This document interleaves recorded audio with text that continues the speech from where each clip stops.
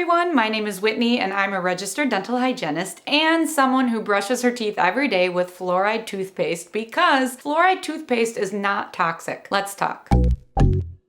There are many misconceptions and myths about fluoride circulating on social media, and the number one myth is that fluoride is toxic. Here's the thing, fluoride can be toxic, but so can everything, even the oxygen in the air we breathe. If the level of oxygen is too high, it would be toxic to our lungs. The toxicity is in the dose. Same goes for fluoride. The dose of fluoride that we are exposed to through toothpaste, it's not even close to toxicity. The probable toxic dose of toothpaste is about 11 milligrams of sodium fluoride per kilogram of body weight. So a child weighing about 40 pounds would need to ingest about 200 milligrams of sodium fluoride to reach the toxic dose. Given that a typical tube of fluoride toothpaste contains about 4 to 6 ounces of toothpaste and around 1 milligram of fluoride per gram of toothpaste, a child would need to consume a significant amount of toothpaste, eating about 7 ounces or 1 to 1.5 tubes of toothpaste in one sitting to reach toxic levels. And here's the thing, whether you're a child or an adult, you're not supposed to eat toothpaste. You're not supposed to be consuming it. Toothpaste is to be used as a topical paste that you brush your teeth with and then spit it out. And the same goes for many things we use on our bodies, such as chapstick. You're not supposed to be eating that either, right? Even though it's put on your lips close to your mouth where you would eat, you shouldn't eat the whole stick of lip balm or lipstick. Same goes for shampoo, conditioner, lotion, nail polish, hand sanitizer. Everyday products have specific uses and are safe when used as directed, but they can be toxic if used incorrectly. If you drink a whole bottle of shampoo, that'd be bad. You get a little tummy ache, right? Just like fluoride toothpaste. If you eat the whole tube, that would be bad. You would probably get a tummy ache. But if you use it properly, it is safe and beneficial and recommended for improving dental health. Now, I know people will debate me in the comments about how we may ingest a little by accident when brushing our teeth. However, the amount you may swallow, of course, depends on the amount used, swallowing control, and frequency of brushing. But the typical amounts of fluoride ingested daily from toothpaste, if any, is 0.1 milligrams to 0.25 milligrams for infants and kids, and 0.1 milligrams for adults. Now, since the dose to cause systemic toxicity for sodium fluoride is about 11 milligrams per kilogram, for an adult who weighs around 180 pounds, this would amount to 900 milligrams of fluoride, which is equivalent to eating between 4 to 8 tubes in one sitting. 900 milligrams is way more than 0.1, which is the possible amount we may ingest. As for a kid who weighs 40 pounds, like we said earlier, it would be about 200 milligrams of fluoride. Again, way more than the 0.1 to 0.25. Consuming these levels of fluoride from the potential swallowing while using toothpaste with standard fluoride concentrations would be practically impossible. Another fun fact you may or may not know is that fluoride is found naturally in the earth. It's naturally occurring and it can be absorbed through plants, through the soil and water. So when people say they use natural toothpaste that doesn't contain fluoride, that's not a correct statement, right? Fluoride is not only naturally occurring in earth, but because of that, it's also found naturally in plenty of things that we eat and drink every single day, such as coffee, tea, seafood like shrimp,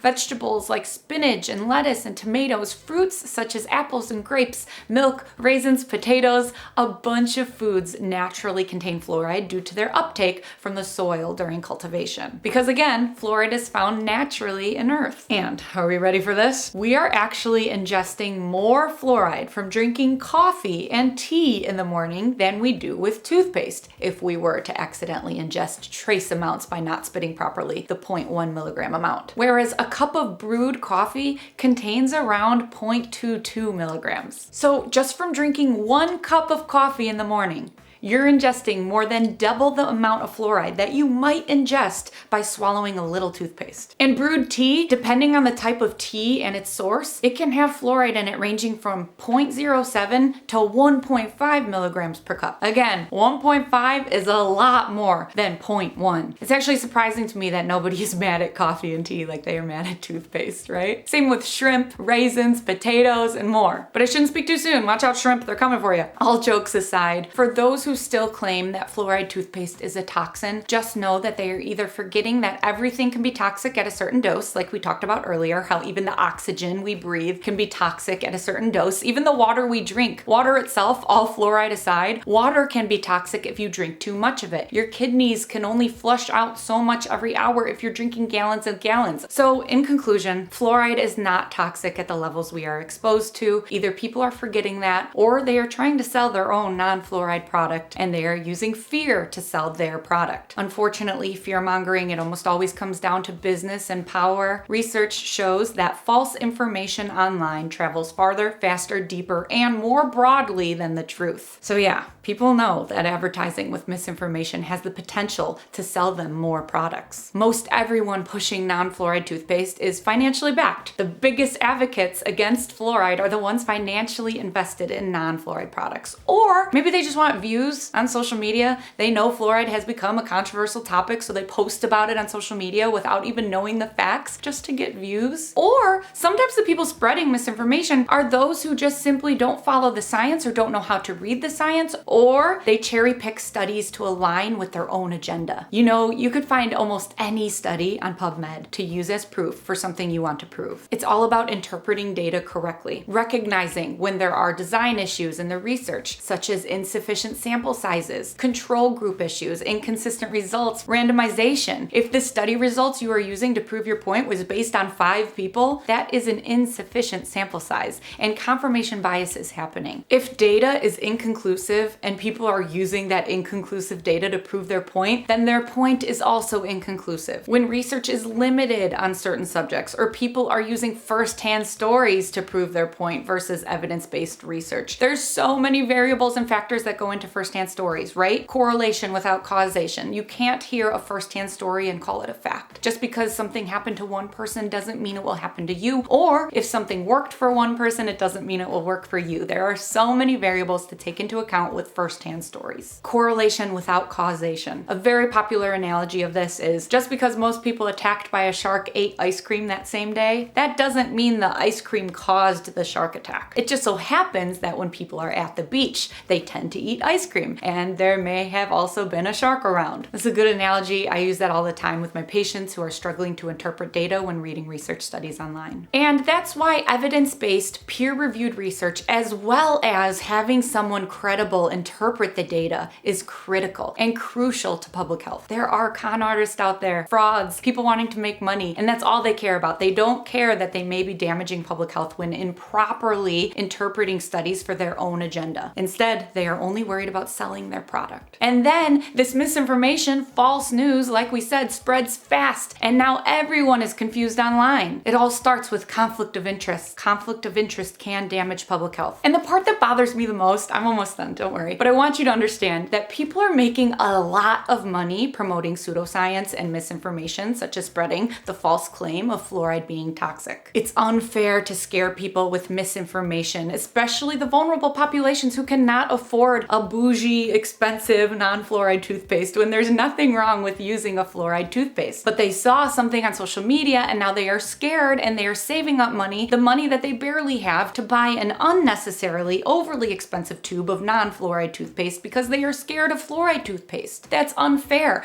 That's wrong. That's unethical. Speaking of non-fluoride toothpaste, so I'm not coming at you if you really do prefer non-fluoride, as long as you're not spreading false information about fluoride toothpaste being toxic. Luckily, we are all in charge of our own bodies and which toothpaste we use. I'm just providing evidence-based information for those who are confused and for those who come at me about fluoride being bad, because it's not bad. But if you do prefer, say, nano-hydroxyapatite non-fluoride toothpaste, that's fine. You do you. The studies on nano-hydroxyapatite look promising. This is an extremely different video topic, but I'll quickly say that nano-hydroxyapatite toothpaste appears to be safe and effective, although the data is limited. I have a lot more to say about it, so if you want a full video on the differences between fluoride toothpaste and nano-hydroxyapatite toothpaste, toothpaste, let me know in the comments. I'd be happy to compare the two. But for the purpose of this video, I will end it here. Don't be scared to use fluoride toothpaste. The advantages of fluoride in preventing tooth decay and strengthening tooth enamel are endorsed by credible health organizations worldwide, such as the World Health Organization, the Centers for Disease Control and Prevention, and the American Dental Association. These benefits are supported by decades of scientific research and public health outcomes. If someone is telling you to stop using fluoride toothpaste, check your source. Who is telling you that? Is it someone using fear to sell their own non-fluoride product? Or maybe is it someone who does not fully understand how to read research and interpret data, and they cherry-picked parts of a study without reading all of the methods? Always check your source when someone is telling you to do something. My sources are listed in the description box of this video,